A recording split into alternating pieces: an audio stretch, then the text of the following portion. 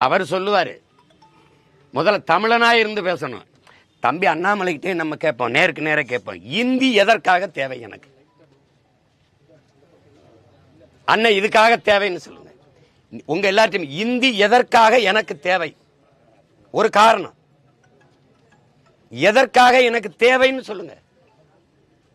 தேச ஒற்றுமைக்கா? இந்திய படிச்சாதான் தேசம் ஒற்றுமையா இருக்கும்னா, என் மொழியை கொன்னுட்டு எங்க அம்மாவை கொன்னுட்டு உங்க அம்மா அம்மான்னு சொல்றதா தேசப்பற்றுனா? இது மாதிரி ஒரு தேச துரோகம் உலகத்தில் இருக்கா? அப்படி என்ன எனக்கு தேச வேண்டி கிடக்கு சொல்லுங்க. இந்த நாடு நாடாவதற்கு முன்பே நிலைத்து வாழக்கூடிய மகன் நான். அது அண்ணாமலைக்கு தெரிஞ்சிருக்கணும். ஒரு தமிழனா இருந்தா உணர்ந்திருக்கணும் நீன வரலாறு. இந்த நாடு நாடாவதற்கு முன்பே பூர்வீகுடி மக்கள் நாங்கள். இந்த நிலப்பரப்பு முழுதும் பரவி வாழ்ந்தவர்கள், தமிழை தாய்மொழியாக கொண்ட நாகர்கள். நான் சொல்லல, அரசியல் ஆசான் அண்ணல் அம்பேத்கர். தெற்காசிய முழுமைக்கும் பரவி வாழ்ந்தவர்கள் தமிழர்கள். ஹார்வர்ட் பல்கலைக்கழக பேராசிரியர்கள் ரிச்சர்ட் மார்டினும் டோனி ஜோசப்பும். நம்ம சொன்னா கூட பரவாயில்ல, பெரிய பெரிய மேதைகள் சொல்றாங்க. என் மொழியை நீ அப்படி சாதாரணமா இந்தி எதற்கு கத்துக்கணும்? இதுக்காக கத்துக்கணும். தேவைன்னா கத்துக்கிறோம். ஏன் இந்தி மட்டும் படிக்கணும்? மராட்டி படிக்கக்கூடாதா?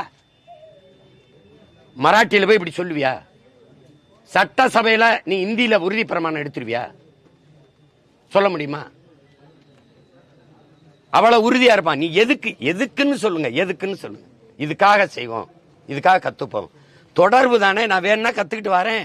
வட இந்தியால எனக்கு வேலை. இப்ப வட இந்தியால திடீர்னு பணிமாற்றம் போட்டுறாங்க. இங்க இருக்கிற எங்க காவல்துறை அதிகாரியே இல்ல மாவட்ட ஆட்சி பணியில் இருக்க IAS அதிகாரிகளை போட்டுறாங்க. அங்க போய் கத்துக்கிறது இல்லையா? ஐயா சொல்லுங்கய்யா, கத்துக்கிறது இல்லையா? தேவைன்னா கத்துக்க போறோம். உணவு, மொழி, உடை, இதையெல்லாம் அங்கங்க வாழ்கிற கால சூழல் அதுதான் தீர்மானிக்குமே ஒழிய கட்டாயமா இதை கத்துக்கன்னு சொல்றதுக்கான காரணம் என்ன?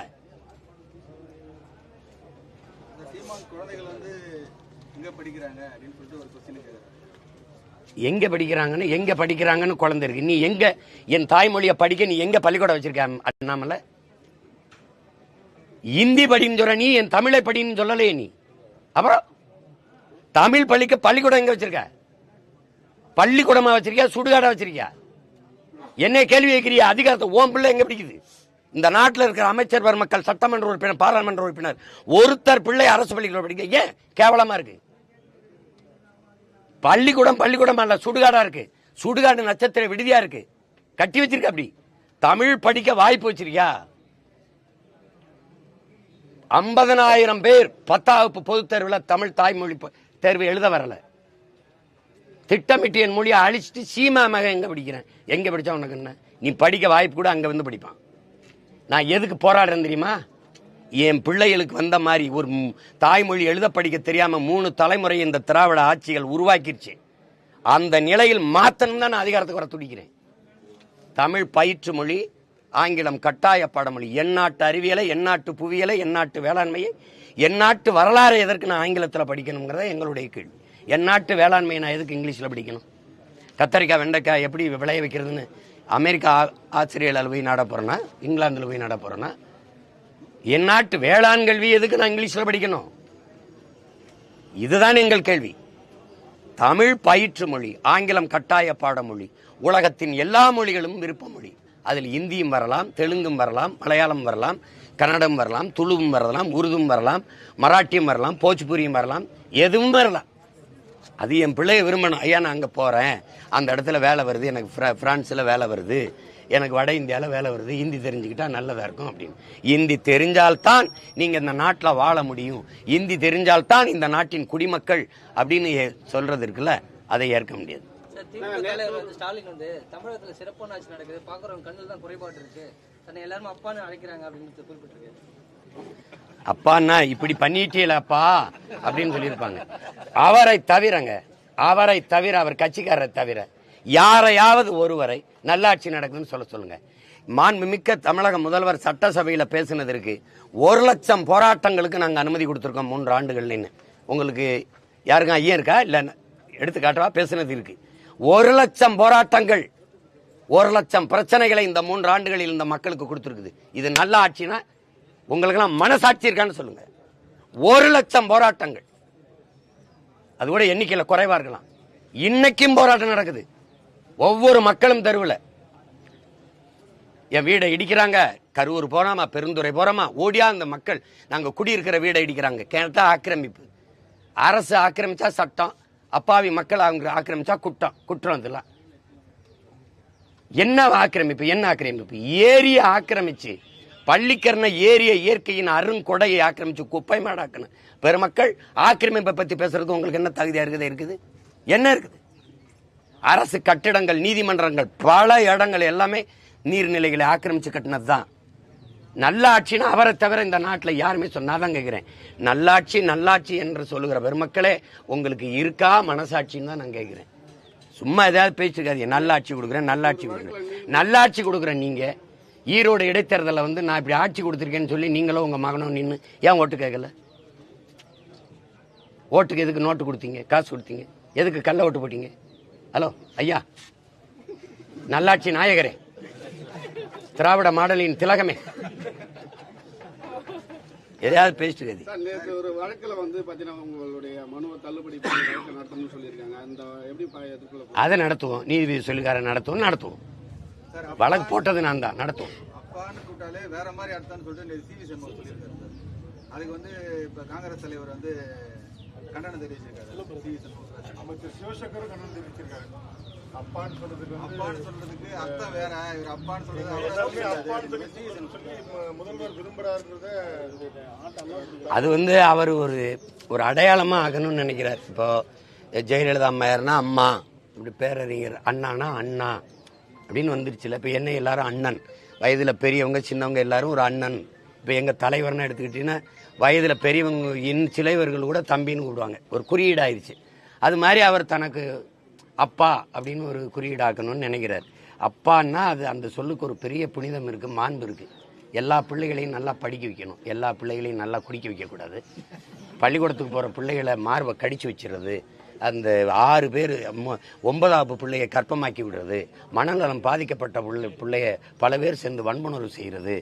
அண்ணா பல்கலைக்கழகத்தில் வன்புணர்வுக்கு ஆளாக்கப்பட்டால பாலியல் வன்கொடுமைக்கு, அவளுக்கு யார் அப்பா? அந்த பிள்ளைக்கு யார் அப்பா? ஐயா தானா? இப்போ கள்ளச்சாராயம் வித்ததில்ல, அந்த மயிலாடுதுறையில் 2 பிள்ளைகளை, படிக்கிற பிள்ளைகளை வெட்டி கொண்டிருக்காங்கல்ல, செத்து விழுந்திருக்காங்கல்ல, அந்த பிள்ளைக்கு யாரப்பா? ஐயா தானா? இப்படிப்பட்ட அப்பா பார்க்கும்போது என்னப்பா இப்படி பன்றியலப்பான்னு தான் கேட்க தோணுது. வேற எதுவும் கேள்வி இருக்கா? நன்றி, வணக்கம். உயர்நீதிமன்றமே பாராட்டு தெரிவிச்சது தமிழக அரசுக்கு. அப்பா வழக்கலையா? நடவடிக்கை சரியா நீங்க அண்ணா பல்கலைக்கழகம் சரியானதை கையாண்டிருக்காங்க. காவல்துறையை தமிழக அரசு வந்து சென்னை உயர்நீதிமன்றமே பாராட்டு. நடவடிக்கை நான் உங்ககிட்ட கேட்கிறேன். இருங்க தம்பி, ஊடகவியலாளர்களா என் உடன் பிறந்தாட்ட கேட்கிறேன். நடவடிக்கை என்ன? எடுத்த நடவடிக்கை நமக்கு தெரியணும்ல. என்ன நடவடிக்கை இருக்கு? நான் என்ன கேட்கறது சொல், என்ன நடவடிக்கை இருக்கு? தம்பி ஆம்ஸ்ட்ராங் கொலையில இருந்து என்ன நடவடிக்கை இருக்கு? சாலையில, கிழக்கு கடற்கரை சாலையில திமுக கொடியை கட்டி போனதுல வந்த பிரச்சனைக்கு இல்ல நான் அதிமுக காரன், நான் சும்மா டோல்ல வந்து இது பண்றதுக்காக, அதை ஏமாத்துறதுக்காக கொடியை கட்டினேன். அப்படின்னா உன் கொடியை கட்டினா ஏமாத்தலாம் அதானே? அவனை மட்டும் நீ போலீஸ் காவல்துறை வண்டியில வச்சு எடுத்தீங்களா இல்ல வீடியோ? அந்த பையன் பேசினால அதை ஏன் ஞானசேகரன் எடுக்கல? ஒரு தங்கச்சி சொன்ன வாக்குமூலத்தை முதல் தகவல் அறிக்கையில எஃப்ஐஆர்ல வெளியிட்ட நீ, அவனை ஏன் நீ வாக்கு எடுக்கல? எதனால அப்படி பண்ண சார்? தெரியாம பண்ணிட்டேன் சார், இப்படி பண்ணிட்டேன் சார், இதுக்கு முன்னாடி இப்படி பண்ண சார், இப்படி பண்ண, ஏன் எடுத்து வெளியில? தம்பி ஆம்ஸ்ட்ராங் கொலையில இத்தனை கைதிகளை கைது பண்ணிருக்கீல்ல, 3 பேரை என்கவுண்டர் பண்ணல, கண்டதும் சுட்டு கொன்றிருக்கீல, எதுக்காக கொன்னீங்க? காரணம் சொல்லுங்க. ஏன் அவனை கொன்னீங்க? அவன் தான் குற்றவாளியா? அவன் தான் திட்டம் திட்டினானா?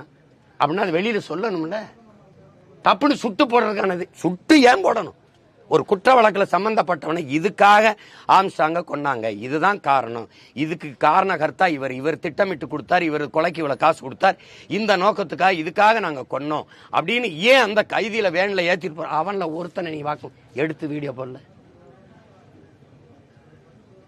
இதுல நடவடிக்கை சொல்லுங்க.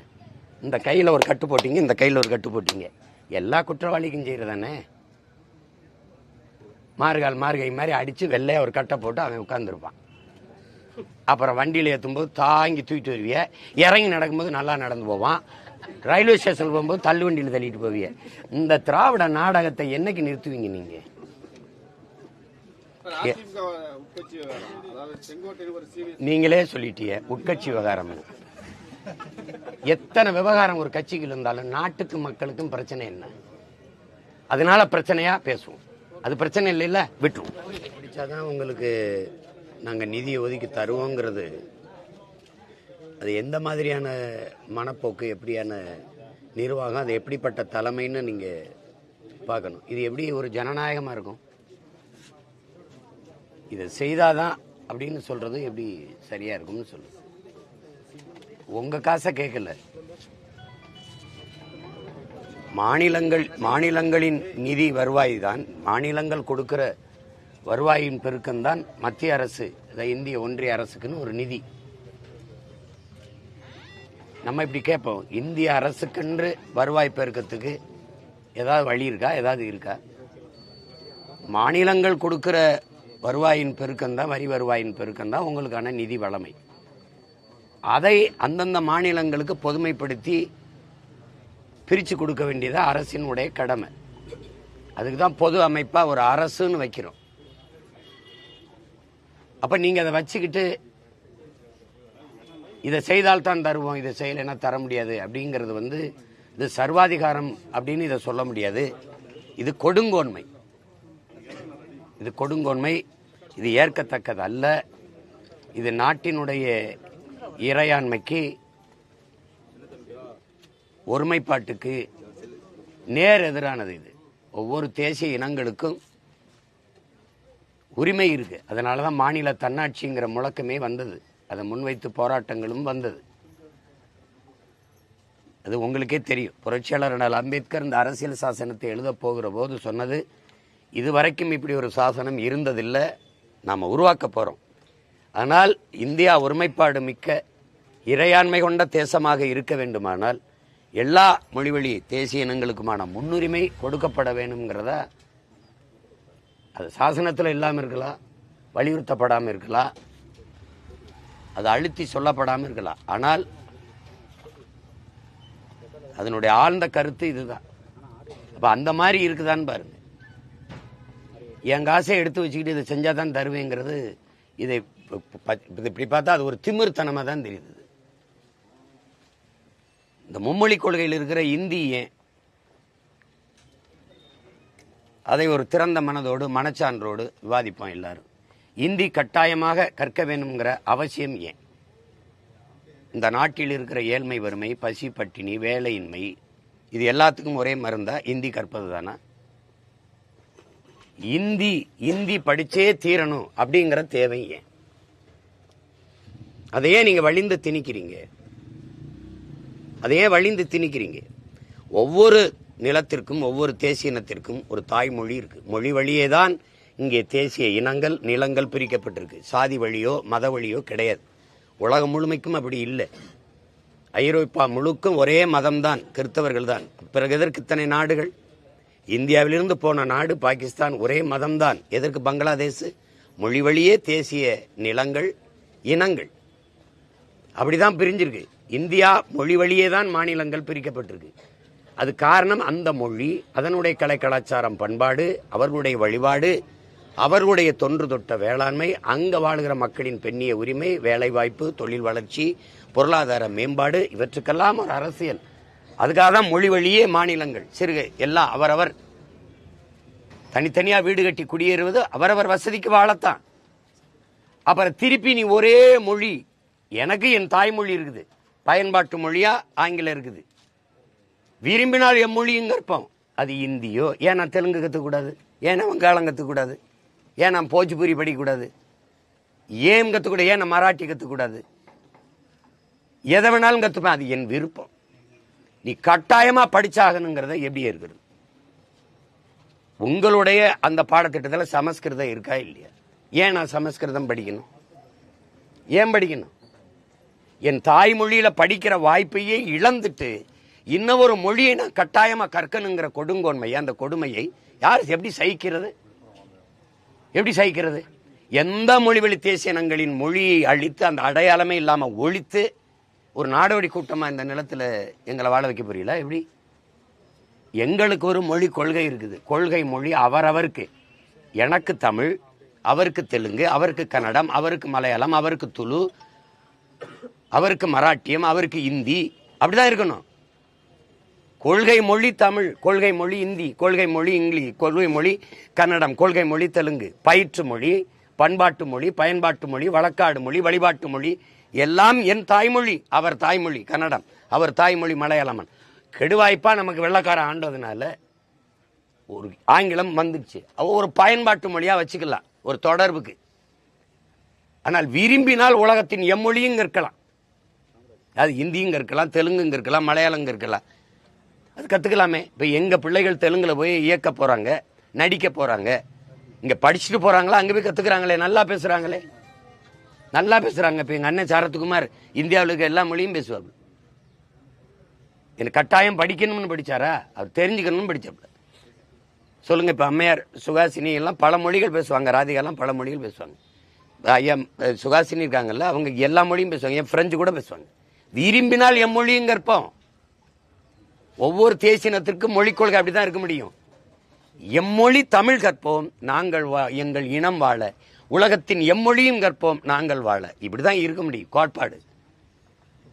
அப்படிதான் இருக்க முடியும். இப்ப நாங்க என்ன நினைப்போம்னா, என்னுடைய வேர் வலுவா இருக்கணும், என்னுடைய மரம் உறுதியா இருக்கணும். என் கிளையில இலையில எத்தனை பறவையும் வந்து இருந்துட்டு போ, எனக்கு பிரச்சனை கிடையாது. என் வேரையே நீ காலி பண்ற. எத்தனை ஜன்னல்கள் வீடுகளுக்கு இருக்க அத்தனை மொழிகளா உலக மொழிகள் இருக்கட்டும், இந்தி இருக்கட்டும், அல்லது தெலுங்கு இருக்கட்டும், கன்னடம் இருக்கட்டும், மலையாளம் இருக்கட்டும், துளு இருக்கட்டும், போஜ்புரி இருக்கட்டும், மராட்டி இருக்கட்டும், அது பிரச்சனை கிடையாது. ஆனால் நுழைவாசலாக இருக்கிற தலைவாசலாக எங்கள் உயிர் மொழி தாய்மொழி தமிழ் தான் இருக்கணும்.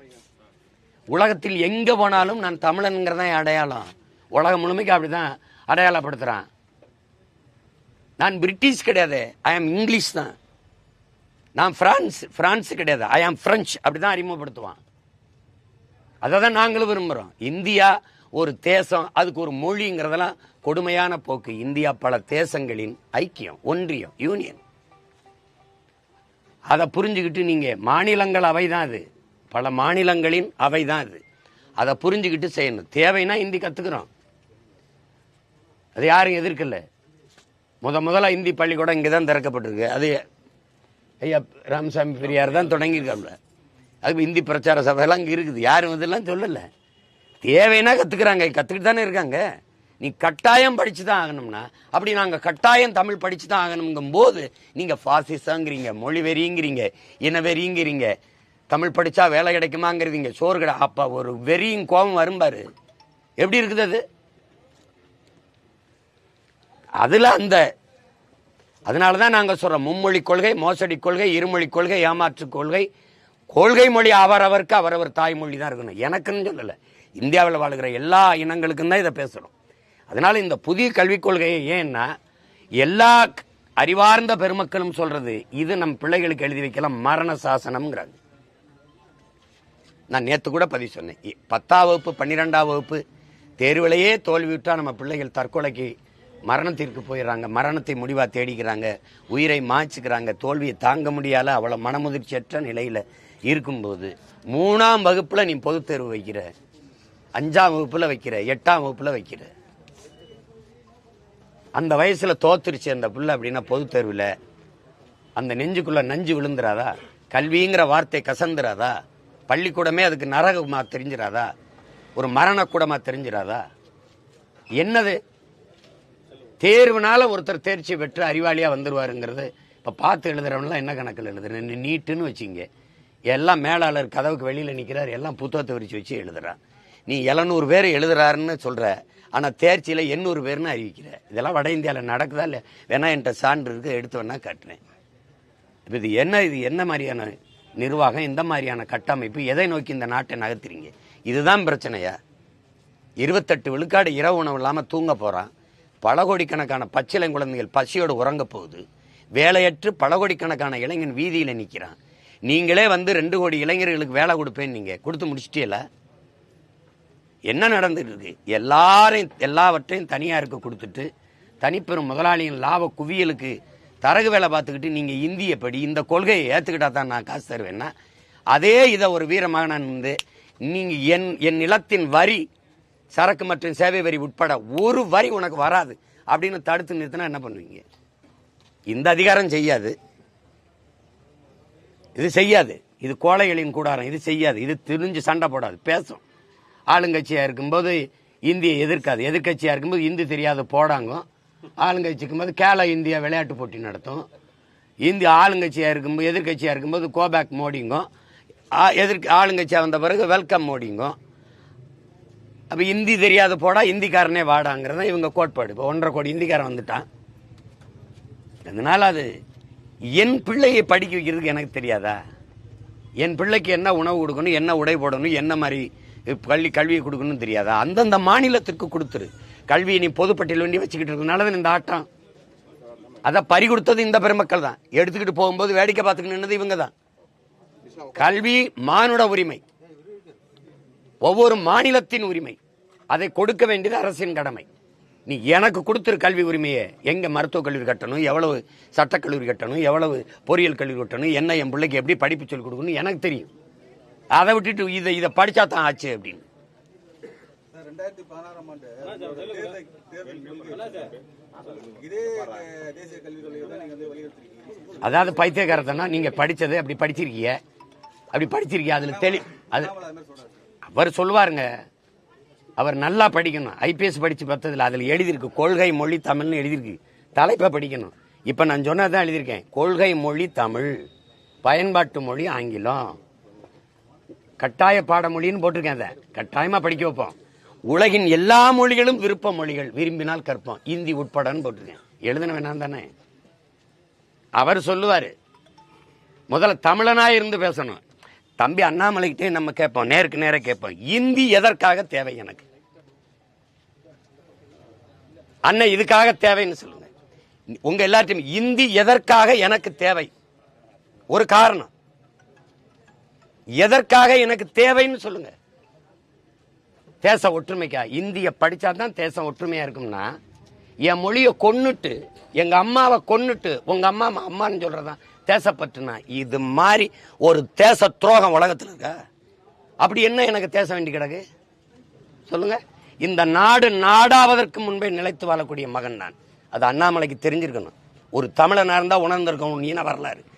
இந்த நாடு நாடாவதற்கு முன்பே பூர்வீகுடி மக்கள் நாங்கள். இந்த நிலப்பரப்பு முழுதும் பரவி வாழ்ந்தவர்கள், தமிழை தாய்மொழியாக கொண்ட நாகர்கள். நான் சொல்லல, அரசியல் ஆசான் அண்ணல் அம்பேத்கர். தெற்காசிய முழுமைக்கும் பரவி வாழ்ந்தவர்கள் தமிழர்கள். ஹார்வர்ட் பல்கலைக்கழக பேராசிரியர்கள் ரிச்சர்ட் மார்டினும் டோனி ஜோசப்பும். நம்ம சொன்னா கூட பரவாயில்ல, பெரிய பெரிய மேதைகள் சொல்றாங்க. என் மொழியை நீ வந்து அப்படி சாதாரணமா இந்தி எதற்கு கத்துக்கணும்? இதுக்காக கத்துக்கணும். தேவைன்னா கத்துக்கிறோம். ஏன் இந்தி மட்டும் படிக்கணும்? மராட்டி படிக்க கூடாதா?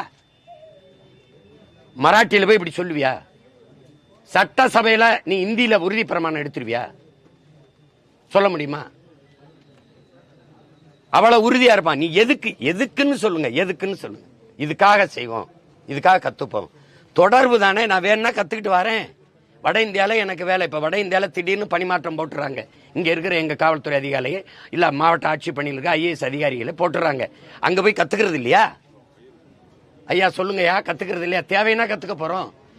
உணவு, மொழி, உடை, இதையெல்லாம் அங்கங்க வாழ்கிற கால சூழல் அதுதான் தீர்மானிக்குமே ஒழிய கட்டாயமா இதை கத்துக்கன்னு சொல்றதுக்கான காரணம் என்ன? குழந்தைகள் வந்து எங்க படிக்கிறாங்க அப்படின்னு சொல்லிட்டு ஒரு கொஸ்டின் கேக்குறாங்க. எங்க படிக்கிறாங்கன்னு குழந்தை இருக்கு. நீ எங்க என் தாய்மொழியை படிக்க நீ எங்க பள்ளிக்கூடம் வச்சிருக்க? அண்ணாமலை இந்தி படின்னு சொல்ற, நீ என் தமிழை படின்னு சொல்லலையே நீ. அப்புறம் தமிழ் பள்ளிக்கு பள்ளிக்கூடம் எங்க வச்சிருக்க? பள்ளிக்கூடமா வச்சிருக்கியா, சுடுகாடா வச்சிருக்கியா?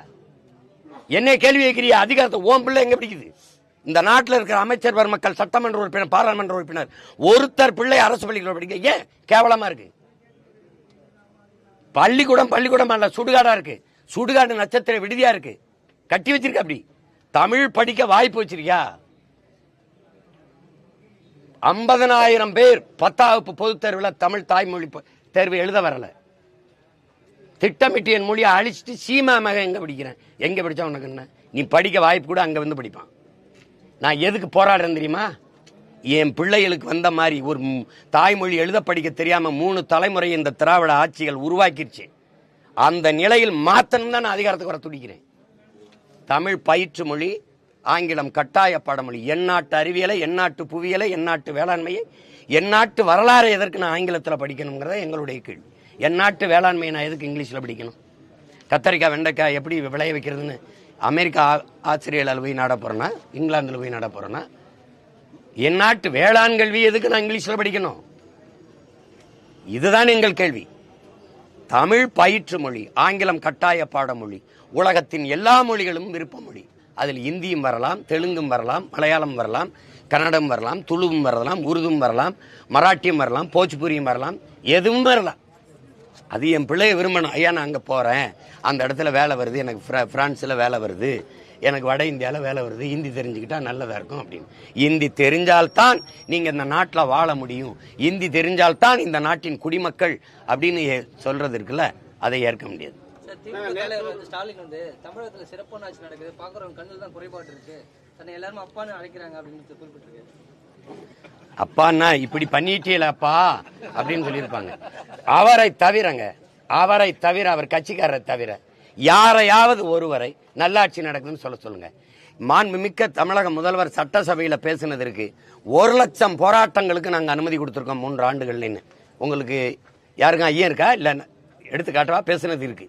1,00,000 போராட்டங்கள், 1,00,000 பிரச்சனைகளை இந்த 3 ஆண்டுகளில் இந்த மக்களுக்கு கொடுத்துருக்குது. இது நல்ல ஆட்சினா உங்களுக்கெல்லாம் மனசாட்சி இருக்கான்னு சொல்லுங்க. 1,00,000 போராட்டங்கள், அது கூட எண்ணிக்கையில் குறைவா இருக்கலாம். இன்னைக்கும் போராட்டம் நடக்குது. ஒவ்வொரு மக்களும் தெருவில் என் வீடை இடிக்கிறாங்க, கரூர் போறாமா, பெருந்துறை போறாமா, ஓடியா அந்த மக்கள் நாங்க குடியிருக்கிற வீடை இடிக்கிறாங்க. கேட்டா ஆக்கிரமிப்பு. அரசு ஆக்கிரமிச்சா சட்டம், அப்பாவி மக்கள் அவங்க ஆக்கிரமிச்சா குற்றம். இதெல்லாம் என்ன ஆக்கிரமிப்பு? ஏரியை ஆக்கிரமிச்சு, பள்ளிக்கரண ஏரிய இயற்கையின் அருங்கொடையை ஆக்கிரமிச்சு குப்பை மாடாக்கணும் பெருமக்கள். ஆக்கிரமிப்பை பத்தி பேசுறது உங்களுக்கு என்ன தகுதியா இருக்குது? என்ன இருக்குது? அரசு கட்டிடங்கள், நீதிமன்றங்கள், பல இடங்கள் எல்லாமே நீர்நிலைகளை ஆக்கிரமிச்சு கட்டினது தான். நல்லாட்சின்னு அவரை தவிர இந்த நாட்டில் யாருமே சொன்னாதான் கேட்கிறேன். நல்லாட்சி என்று சொல்லுகிற பெருமக்களே உங்களுக்கு இருக்கா மனசாட்சின்னு தான் நான் கேட்கிறேன். சும்மா ஏதாவது பேச்சுக்காதீங்க. நல்லாட்சி கொடுக்குறேன். நீங்க ஈரோடு இடைத்தேர்தலில் வந்து நான் இப்படி ஆட்சி கொடுத்துருக்கேன்னு சொல்லி நீங்களும் உங்க மகனும் நின்று ஏன் ஓட்டு கேட்கல? ஓட்டுக்கு எதுக்கு நோட்டு கொடுத்தீங்க, காசு கொடுத்தீங்க? எதுக்கு கள்ள ஓட்டு போட்டீங்க? ஹலோ ஐயா, நல்லாட்சி நாயகரே, திராவிட மாடலின் திலகமே, எதையாவது பேசிட்டு நேற்று ஒரு வழக்கில் வந்து பார்த்தீங்கன்னா உங்களுடைய மனுவை தள்ளுபடி பண்ணி வழக்கு நடத்தணும்னு சொல்லியிருக்காங்க. அந்த எப்படி அதை நடத்துவோம், நீதிபதி சொல்லிக்கார நடத்துவோம். வழக்கு போட்டது நான் தான், நடத்துவோம். அப்பான்னு கூட்டாலே வேற மாதிரி அடுத்தான்னு சொல்லிட்டு சிவி சண்முகம் சொல்லியிருக்காரு சார். அதுக்கு வந்து இப்போ காங்கிரஸ் தலைவர் வந்து கண்டனம் தெரிவிச்சிருக்காரு. சிவி சண்முகம் அமைச்சர் சிவசங்கரும் கண்டனம் தெரிவிச்சிருக்காரு. அப்பான்னு சொல்றதுக்கு அர்த்தம் வேற. இவர் அப்பான்னு சொல்றது முதல்வர் விரும்புறாருன்றத அது வந்து அவர் ஒரு அடையாளமா ஆகணும்னு நினைக்கிறார். இப்போ ஜெயலலிதா அம்மையார்னா அம்மா, இப்படி பேரறிஞர் அண்ணானா அண்ணா அப்படின்னு வந்துருச்சுல. இப்போ என்ன எல்லாரும் அண்ணன், வயதில் பெரியவங்க சின்னவங்க எல்லாரும் ஒரு அண்ணன்.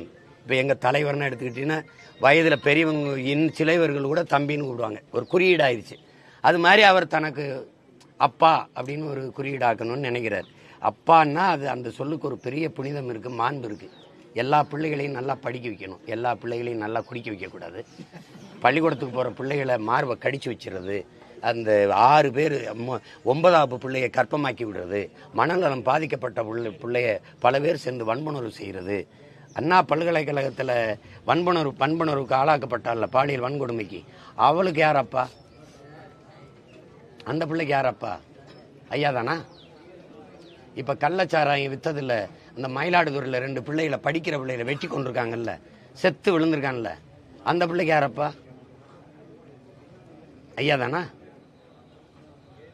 இப்படிப்பட்ட அப்பா பார்க்கும்போது என்னப்பா இப்படி பன்றியலப்பான்னு தான் கேட்க தோணுது. வேற எதுவும் கேள்வி இருக்கா? நன்றி, வணக்கம். உயர்நீதிமன்றமே பாராட்டு தெரிவிச்சது தமிழக அரசுக்கு. அப்பா வழக்கலையா? அண்ணா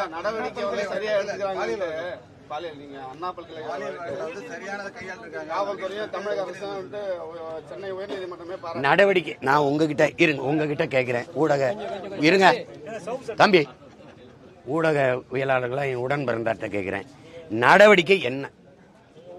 எடுத்த நடவடிக்கை நமக்கு தெரியணும்ல, என்ன நடவடிக்கை? நான் அண்ணன் கேட்கறது சொல், என்ன நடவடிக்கை இருக்கு? தம்பி ஆம்ஸ்ட்ராங் கொலையில இருந்து என்ன நடவடிக்கை இருக்கு? சாலையில கிழக்கு கடற்கரை சாலையில திமுக கொடியை கட்டி போனதுல வந்த பிரச்சனைக்கு இல்ல நான் அதிமுக காரன், நான் சும்மா டோல்ல வந்து இது பண்றதுக்காக அதை ஏமாத்துறதுக்காக கொடியை கட்டினேன். அப்படின்னா உன் கொடியை கட்டினா ஏமாத்தலாம் அதானே? அவனை மட்டும் நீ போலீஸ் காவல்துறை வண்டியில வச்சு எடுத்தீங்களா இல்ல வீடியோ?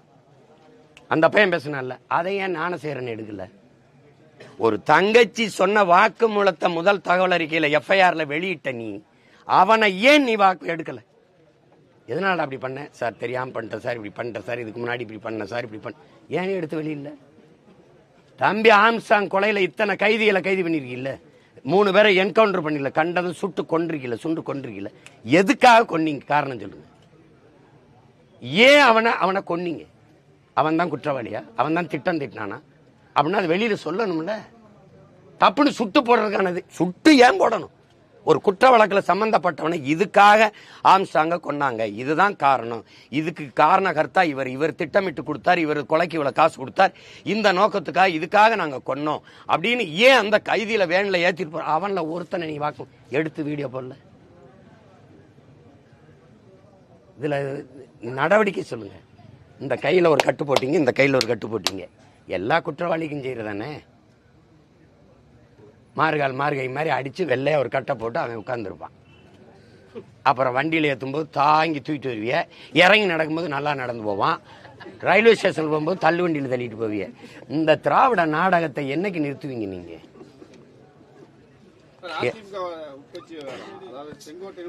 நீங்களே சொல்லிட்டீங்க உட்கட்சி விவகாரம்.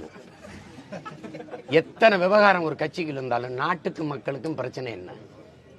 அதனால பிரச்சனையா பேசுவோம். அது பிரச்சனை இல்லைல்ல, விட்டுருவோம்.